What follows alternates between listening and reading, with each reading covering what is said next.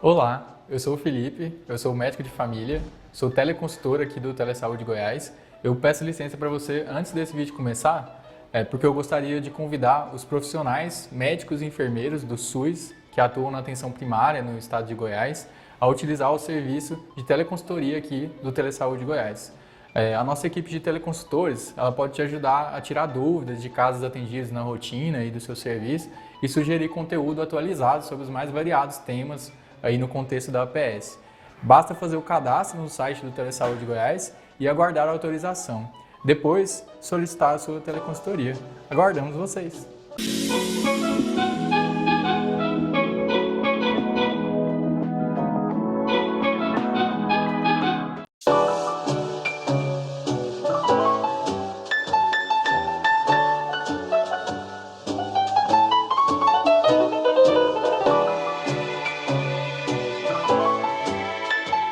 Bom dia a todos. Hoje nós vamos conversar um pouquinho sobre as síndromes hipertensivas da gestação.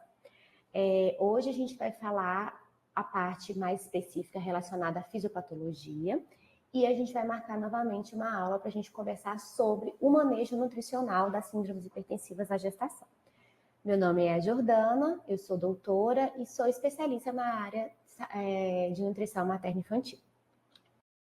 Então, todo o material que eu vou abordar aqui, a gente tem alguns artigos que foram lidos, porém, a maioria está embasado nessas duas referências que eu enfatizei aqui, que é o protocolo da Febrasgo, né, da pré-eclâmpsia e eclâmpsia, e também as diretrizes brasileiras de hipertensão arterial, que a gente consegue ver as conceituações relativas às síndromes hipertensivas específicas da gestação. Tá? Então, quando a gente fala das síndromes hipertensivas na gestação, por que é tão importante a gente saber diferenciar e saber que elas são muito prevalentes durante a gestação? Porque hoje as síndromes hipertensivas da gestação elas são a principal causa de morte materna no Brasil, tá? E essa incidência ela é maior, né? Elas acontecem mais nas gestantes com 20 semanas ou mais, né, de gestação, e podem ser leves ou causar múltiplos problemas maternos e também perinatais, ok? Como que está, então, o panorama brasileiro relacionado às síndromes hipertensivas na gestação? A incidência é de 1,5% quando a gente fala da síndrome hipertensiva específica da pré-eclâmpsia, tá? E 0,5% para a eclâmpsia. Porém, a gente tem alguns estudos que demonstram que a gente tem uma provável subestimação. Acontecem mais casos do que realmente são notificados nos sistemas, tá bom? Então, porque os casos geralmente notificados são aqueles casos que já desenvolvem com um desfecho negativo. A maioria dos casos, eles acontecem nas regiões norte e nordeste, né, que são regiões menos favorecidas. Porém, aqui na região centro-oeste, nós também temos uma alta prevalência, comparado com a região sul e sudeste, por exemplo, tá? Com prevalência de 8,1% e uma mortalidade de 22% entre as mulheres, né, que desenvolvem as síndromes hipertensivas na gestação. E aí, nós temos também risco de limitação definitiva na saúde materna, graves consequências ao feto, né, que a gente pode ter muitos natimortos ao recém-nascido e mortalidade também para o recém-nascido. A maior causa de probabilidade eletiva, ou seja, que poderia ser evitada, está relacionada às síndromes hipertensivas da gestação, tá? Quando a mulher ela é diagnosticada com uma síndrome hipertensiva da gestação, ela tem um risco 8 vezes maior de ter um parto prematuro. Os desfechos perinatais adversos associados vão incluir a natimortalidade, a restrição do crescimento fetal, a displasia broncopulmonar e a morte neonatal, que pode acontecer entre 9% a 20% e pode estar diretamente relacionado à dificuldade no controle pressórico da mulher durante o desenrolar da gestação. Bom, Quando a gente fala em relação às mulheres, né, a gente falou que as regiões mais afetadas são a região norte e nordeste. A gente, além de ter uma maior prevalência, a gente geralmente, elas são descobertas mais tardiamente. Então, isso vai levar com que essa população também tenha pior desfechos perinatais, né? Então, apresentam maiores desfechos perinatais desfavoráveis. E são também as regiões mais atingidas pela mortalidade materna. Então, a gente tem uma questão social também muito grande envolvida, tá? Então, não se trata apenas de uma predisposição genética. A gente também precisa avaliar os fatores de risco associáveis e que são que a gente pode intervir, tá?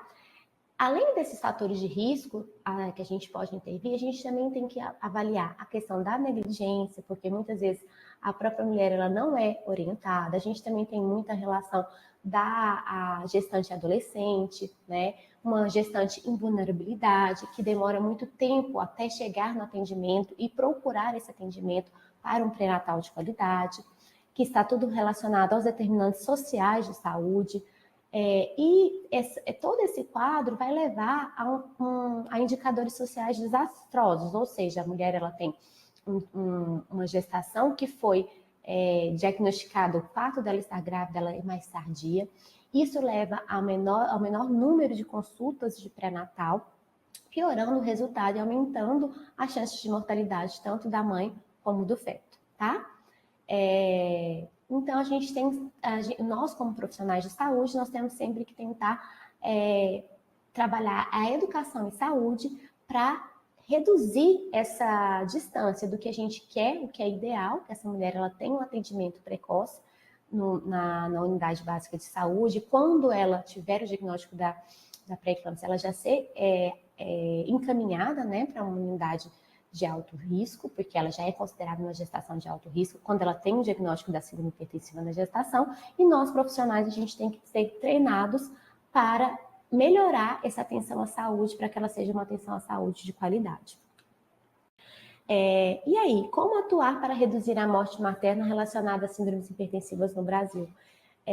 A Fiocruz, ela fala muito dessa questão do papel do profissional, né, de nós, né, nós profissionais de saúde, tanto da atenção básica, primária, secundária, terciária. Então, nós temos que ter uma comunicação muito efetiva e temos que ter esse papel de educadores em saúde com a população que nós atendemos, tá? As ações, então, elas devem ser práticas e devem ser interligadas em todos os níveis de atenção à saúde e assistência. Então, os protocolos, eu mostrei um pouquinho aqui para vocês, mas existem outros. Algumas instituições, elas têm protocolos próprios, principalmente hospitais, maternidades, que já estão acostumados a atender, né, que são referência para atender as síndromes hipertensivas no Brasil. Mas isso é uma regra, né? É uma exigência do Ministério da Saúde, que nós devemos instituir protocolos baseados em boas evidências e que sejam factíveis para ser realizados em todos os locais. Então, o protocolo precisa ser fundamentado, primeiro, na prevenção, identificação dos fatores de risco, uso disseminado de atividade física, o uso do AS, né, de baixa dosagem, e a suplementação de cálcio. Segundo, o pré-natal voltado para o diagnóstico precoce e rápido da pré-eclâmpsia. E a menor suspeita ela já deve ser confirmada. Então, se existe uma suspeita de pré-eclâmpsia, ela deve ser investigada para ser confirmada. E o terceiro passo que é levantado é prevenir a evolução para formas graves. Então, a partir do momento que a mulher ela tem uma síndrome hipertensiva ou que ela já tem a pré-eclâmpsia, ela deve ser tratada rigorosamente e de maneira contínua, com o controle rigoroso da pressão arterial, né, com o uso de antihipertensivos, para ampliar, para reduzir o risco de uma evolução, né, e ampliar a utilização de sulfato de magnésio, nos casos das mulheres que têm ali, evoluindo da pré-eclâmpsia para eclâmpsia, que é a crise hipertensiva, né, ou iminência de eclâmpsia, e no caso, previamente da eclâmpsia.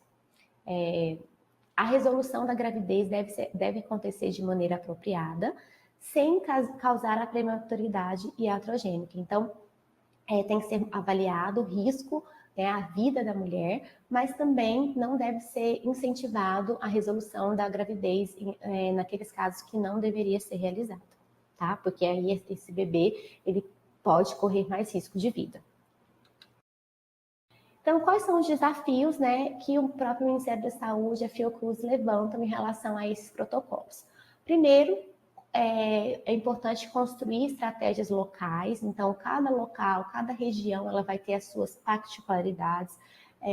As cidades podem ser diferentes, os fatores de risco são diferentes. Por exemplo, quando eu falo de uma cidade do interior, quando eu falo de uma capital, pode ser diferente. Às vezes, até a idade da gestação, que é um fator de risco, também pode ser diferente entre as diferentes cidades, né? Então, as estratégias, elas devem ser locais, né? Além disso, tem que ser disseminado. Então, não adianta eu ter um protocolo, mas esse protocolo ele não ser acessível tanto para os profissionais de saúde como para a própria população. Então, pensando na educação permanente dos profissionais de saúde, que consideram os marcadores sociais contextualizados que podem ampliar o risco às gestantes. Tornar todos os locais de atenção à saúde adequados e autossuficientes, e seguir a assistência nos 3 níveis de atenção à saúde do SUS, como eu mostrei naquela figurinha ali na frente, né? Primária, secundária e terciária. Procurar corrigir a pobreza e a distância dos serviços de saúde. Então, quando essa mulher descobre a gestação, quanto tempo ela está demorando para conseguir uma assistência adequada? Corrigir a falta de informação da própria população, né? E adaptar as práticas culturais das mulheres. Então, esses são os principais desafios que os profissionais de saúde encontram na implantação do protocolo para o acompanhamento e o diagnóstico precoce das síndromes hipertensivas da gestação. Então, aqui, né, só para a gente lembrar, são os principais fatores de riscos em relação às síndromes hipertensivas. Então, a gente tem aqueles classificados como risco considerado alto, moderado e baixo. Então, fatores clínicos ou obstétricos. Então, vou focar nos altos e moderados, né? Então, a história prévia de pré-eclâmpsia, principalmente se acompanhada de desfechos adversos, gestações múltiplas, hipertensão arterial crônica. Então, a mulher ela já tem uma hipertensão arterial crônica e engravidou, então essa mulher ela precisa ser acompanhada de perto, tá? Obesidade, um IMC maior do que 30, diabetes tipo 1 ou tipo 2, presença de doença renal e também a presença de doenças autoimunes, por exemplo, lúpus, síndrome altifosfolipídio. Moderado, se ela nunca foi gestante, se ela tem uma história familiar de pré-eclâmpsia em mães ou irmãs, em familiares de primeiro grau, e se ela tem uma idade maior do que 35 anos. Algumas referências também falam que a gestante adolescente, né, também pode estar em maior risco, deve ser acompanhada. Gravidez prévia com desfecho adverso, por exemplo, deslocamento prematuro de placenta, o baixo peso ao nascer do feto, que é maior do que 37 semanas, e um trabalho de parto prematuro. E um intervalo maior do que 10 anos desde a última gestação, porque já é considerado como se fosse uma primeira gestação, ou seja, como se ela fosse uma nulípera, ok? E aí, quando a gente fala em fatores de risco específicos para pré-eclâmpsia, que eles são gerais para síndromes hipertensivas, que a gente vai ver que tem a hipertensão e tem a pré-eclâmpsia, né? Então, nós temos a questão da associação de comorbidades, que é o mais importante aqui que eu queria destacar. Hipertensão arterial crônica, doença renal pré-existente, diabetes mellitus, síndrome antifosfolípide, trombofilias hereditárias e doenças autoimunes são bem relacionadas. Mulheres que apresentem qualquer dessas comorbidades no momento da gestação, elas apresentam risco maior específico para pré-eclâmpsia. E aí a gente tem então a classificação dos distúrbios hipertensivos da gestação. Então a gente tem a hipertensão crônica, então é aquela mulher que já tem a hipertensão e engravidou, a hipertensão gestacional, que eu vou falar os critérios, a pré-eclâmpsia com ou sem hipertensão crônica sobreposta, então ela pode acontecer no caso da paciente que já tem uma hipertensão, né? E nós temos também a hipertensão do avental branco, que Pode acontecer também com pessoas mais velhas, a gente já é bem conhecido, que é quando a pressão aumenta na presença de um profissional de saúde, tá?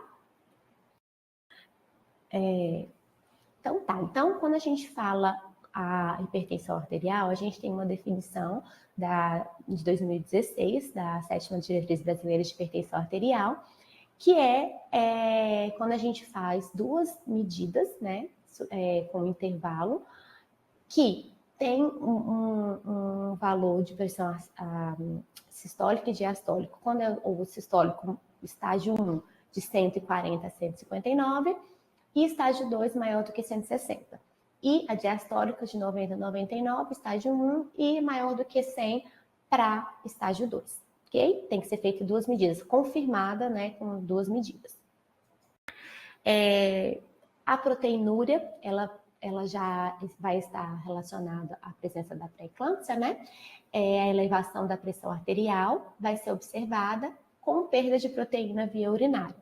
Então, a gente pode fazer a avaliação da proteína na urina normal, maior do que 300 miligramas na urina de 24 horas, ou a relação proteinúria-creatinúria maior ou igual a 0,3, ou também tem o teste da fita, né, que se for 1+, também pode ser considerado, tá?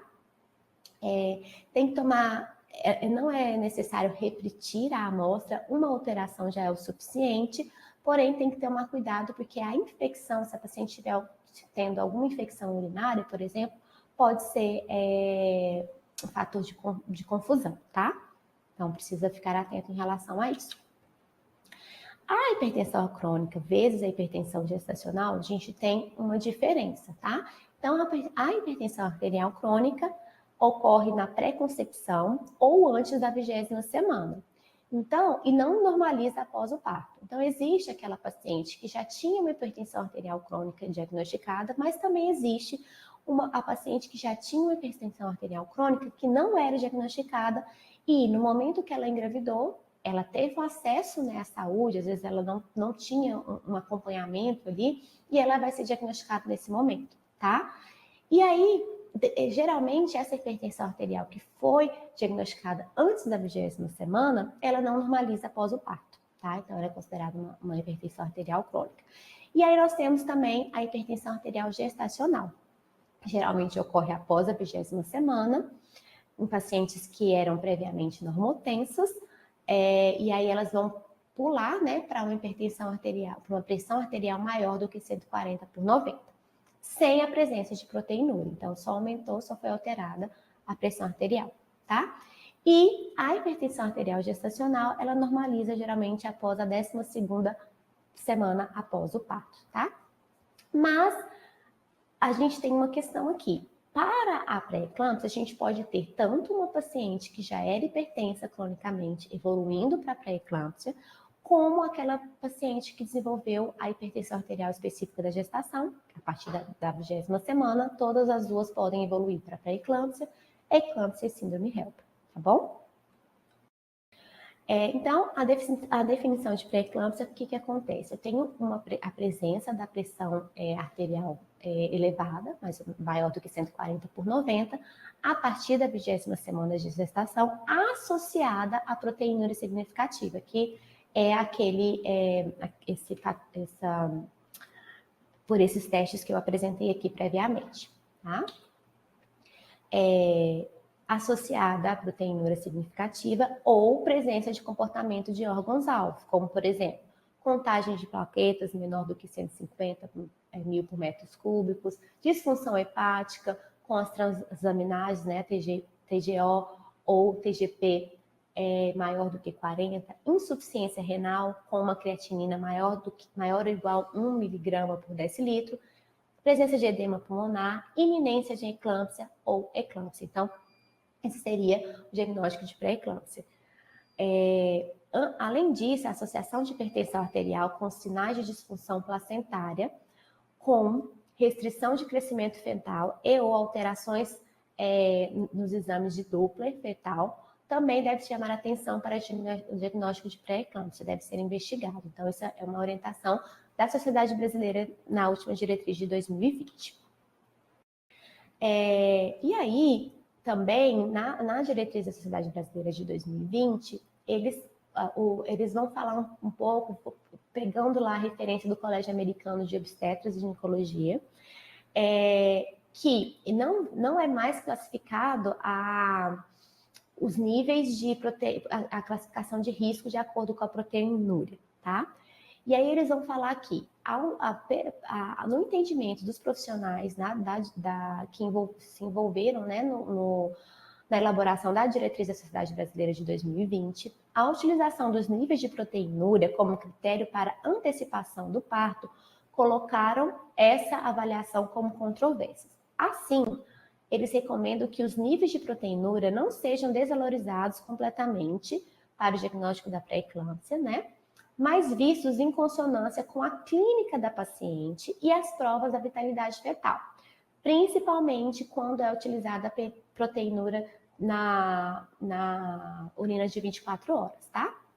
Porém, eles reforçam que o parâmetro não deve ser utilizado como critério único para antecipação do parto, que o principal parâmetro que a diretriz da Sociedade Brasileira de 2020 fala é em relação ao feto, tá? E o aumento da pressão arterial da mãe. Aí vai falar também da questão da perda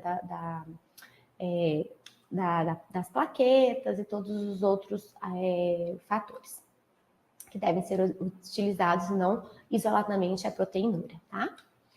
E aí, então, a gente vai falar um pouquinho, né, sobre o mecanismo da fisiopatologia na pré-eclâmpsia.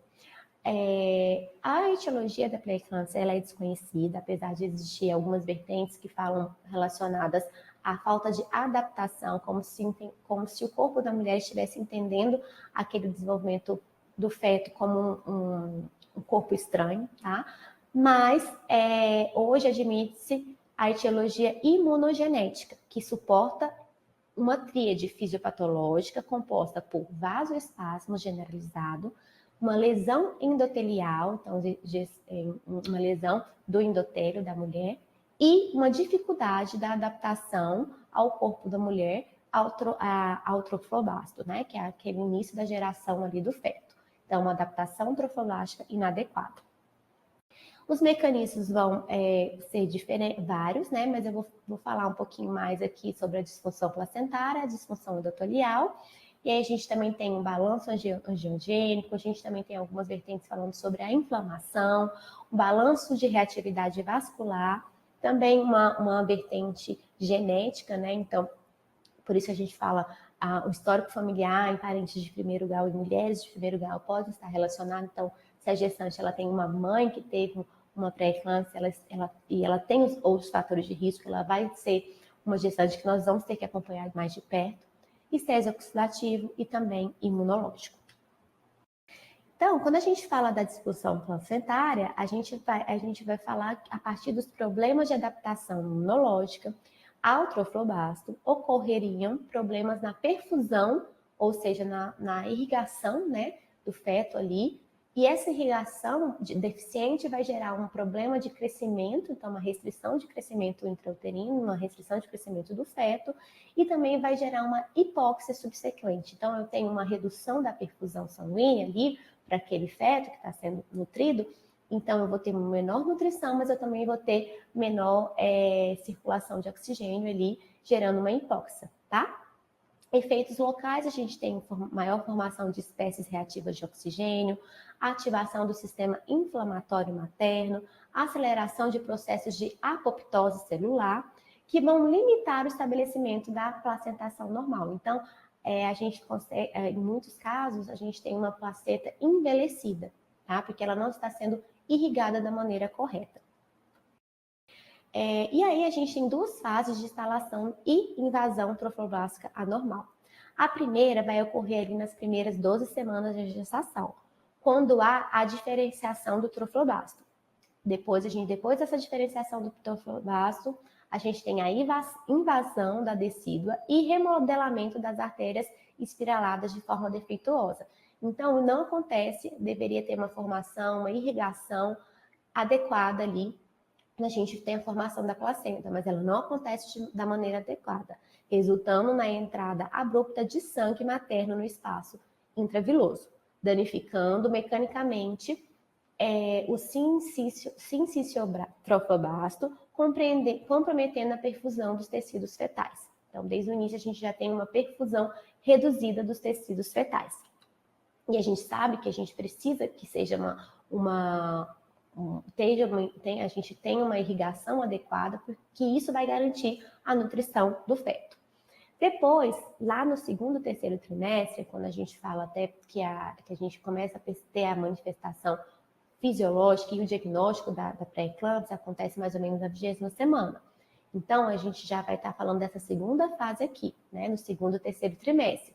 Como resultado dessa hipoperfusão que está acontecendo lá na placenta, a gente pode ter a isquemia placentária. A placenta, então, ela começa a liberar, que está isquêmica, ou seja, ela tem uma baixa perfusão sanguínea, vai liberar citocinas e radicais livres de oxigênio, que vão induzir a uma disfunção endotelial maior ainda naquele local, sistêmica, né? Na endotélio materno. E uma resposta inflamatória excessiva. Essa resposta inflamatória excessiva vai aflorar a sintomatologia que é identificada clinicamente nessa segunda fase, ali na 20ª semana. Então, aqui, né, a mulher não grávida, aqui a mulher com a pré-eclâmpsia, então a gente já começa a aparecer um monte de células ali, a gente consegue perceber do sistema de defesa, tá? E na gravidez normal, e a gente vai ter um afilamento mesmo. Na gravidez normal, a gente tem todo o processo acontecendo de maneira correta, né? A gente tem a placenta, a gente vai ter a descida, vai ter a formação do citotrofoblasto, tudo correndo da melhor maneira. Então, na pré-eclâmpsia ocorre uma inadequada adaptação imunológica à presença ali, a formação do trofoblasto, que é o início da formação do feto, né? Ao tecido placentário. Então, essa inadequação, essa falta de adaptação imunológica, vai gerar uma expressão anormal no sistema materno da mãe, no sistema imunológico, que a gente fala, e vai gerar o antígeno leucocitário humano, que é o HLA. No início, ocorre incompleta invasão das artérias inspiradas do útero pelas células trofoblásticas endovasculares, né, do ovinho lá que foi implantado, que é o processo de formação para gerar o feto, não permitindo diminuição da resistência ao fluxo sanguíneo no território placentário. Então, as artérias elas vão permanecer rígidas. Essa rigidez ela vai dificultar, vai reduzir, né, a perfusão placentária do sangue. E, consequentemente, isso vai gerar uma hipóxia precoce ali para a nutrição e para a oxigenação do feto. Esse defeito na invasão trofoblástica das arteríolas espiladas causa redução na pressão de perfusão útero-placentária, com consequente isquemia local e hipóxia da placenta no decorrer da gestação. Essa isquemia placentária vai liberar as citocinas pró-inflamatórias, que vão iniciar a cascata de eventos celulares moleculares, que vai reduzir mais ainda a perfusão e vai gerar uma disfunção endotelial e aumenta ainda mais essa resistência vascular, que é o momento que a gente começa a perceber a sintomatologia. Bom? E aí, então, a gente tem as complicações dessas síndromes hipertensivas na gestação. Nós temos vários sistemas que vão estar envolvidos. Esses sistemas eles vão estar relacionados lá à síndrome HELP, tá? Que eu vou falar um pouquinho lá na frente. O que é o sintoma, qual que é a característica da síndrome HELP, tá? Que ela é uma evolução, que a gente tem pré-eclâmpsia, eclâmpsia e pode evoluir para a síndrome HELP, né? Então, a gente tem o sistema cardiovascular, né? Quando a gente tem uma complicação no sistema cardiovascular, a gente vai aumentar a hipertensão. Então, muitas vezes a paciente tem que utilizar mais de um antihipertensivo, porque tem uma hipertensão arterial grave. Pode levar a edema pulmonar por conta dessa incapacidade cardiovascular, trombose profunda e acidentes vasculares. Renal, nós temos a oligúria, que pode acontecer em uma insuficiência renal aguda.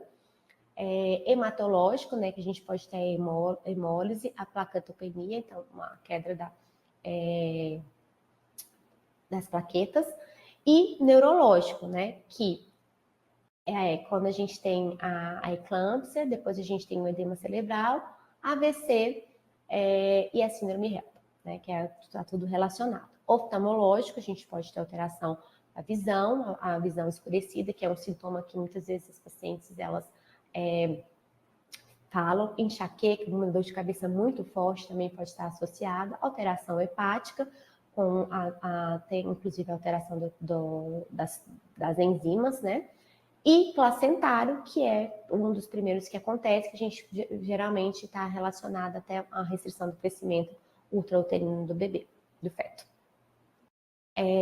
Então, a gente tem primeiro quando a paciente ela está assintomática, então ela está numa pré-hipertensão, depois ela vai começar a estabelecer a hipertensão. Com essa hipertensão estabelecida, se não tiver um controle que vai estar muito relacionado à própria resposta do sistema da mulher, né? Mas também relacionada ao tratamento, ao peso dela, como que tá, tudo isso vai ter que ser, vai estar andando junto ali, e isso pode gerar lesão desses órgãos-alvos. Essas lesões dos órgãos-alvos vão gerar sintomas, né? Como, por exemplo, a proteinúria, a nefroesclerose, a hipertrofia do ventrículo esquerdo, quando a gente fala ali do coração, a retinopatia, e aí vai gerar, essas alterações vão gerar alguns sintomas, como, por exemplo, a oligúria, a insuficiência renal aguda, a presença da angina, alterações no ritmo cardíaco, e muitas vezes a confusão mental, um excesso de dor de cabeça, gerando até uma demência mesmo na paciente. E polissintomático ou doença terminativa, que é quando a gente tem a alteração de diferentes órgãos, que já é considerada a doença, a síndrome HELP, que pode evoluir muito rapidamente à morte. Qual o tratamento que a gestante recebe nos casos de pré-eclâmpsia? Então, clinicamente, o que importa é identificar as mulheres que mais se beneficiarão de uma vigilância cuidadosa durante a gravidez, por meio do aumento do número de visitas pré-natais e o encaminhamento também da paciente para um nível secundário, tá? Ela vai ter essas consultas de 4 em 4 semanas até 27 semanas, sendo que o médico vai orientar quando precisar ter um acompanhamento mais de perto, a cada 2 semanas, entre 28 e 35 semanas, e semanalmente a partir de 36 semanas. Mas pode ser que a paciente precise muitas vezes até ficar internada para ser acompanhado de perto. Qual o tratamento que a gestante recebe nos casos de pré-eclâmpsia em relação à recomendação da OMS? Em 2011, a OMS recomendou o uso do AS, né, em dose baixa de 100 mg ao deitar, iniciada antes de 20 semanas, se possível, tá?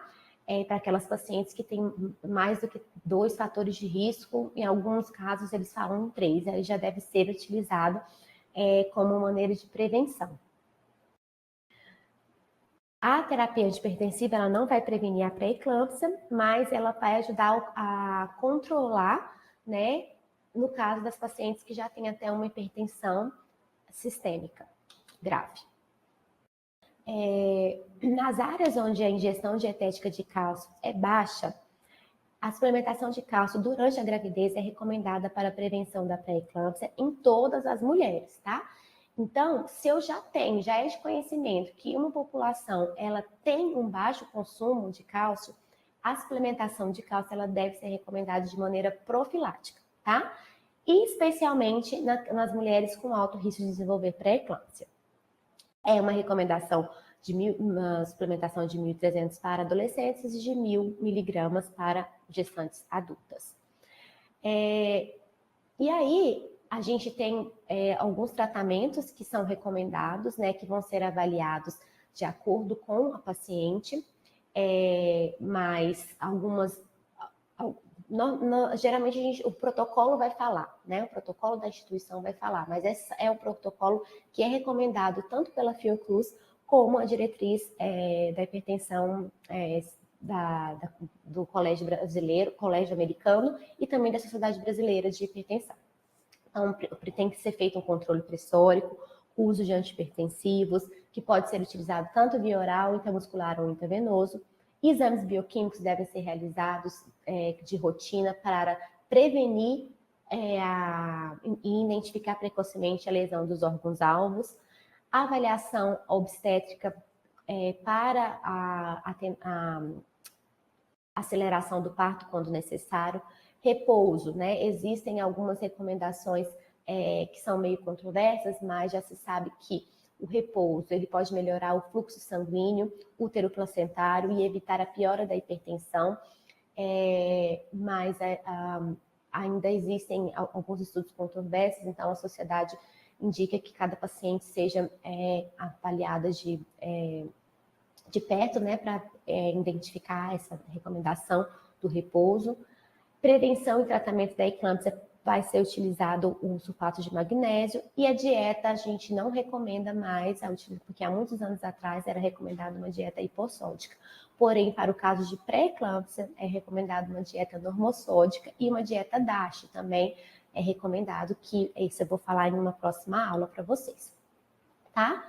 A cura da pré-eclâmpsia só ocorre após a retirada da placenta. Por isso, a conduta clínica depende basicamente de um balanço entre a gravidade da doença e a idade gestacional. Então, aqui só para vocês entenderem, esse é um fluxograma que está hoje no Manual de Gestante de Alto Risco do Ministério da Saúde, de 2012. Tem um manual de gestante de alto risco mais recente, mas essa figura está especificamente no de 2012, que tudo isso vai ter que ser avaliado, tá? Mas sempre a equipe médica ela vai fazer esse balanço entre a evolução da gestação e o risco da paciente. Então, a eclâmpsia ela vai ser a ocorrência da convulsão. Então, quando a paciente vai evoluir da pré-eclâmpsia é quando a gente tem a presença das convulsões tônico-clônicas generalizadas, tá?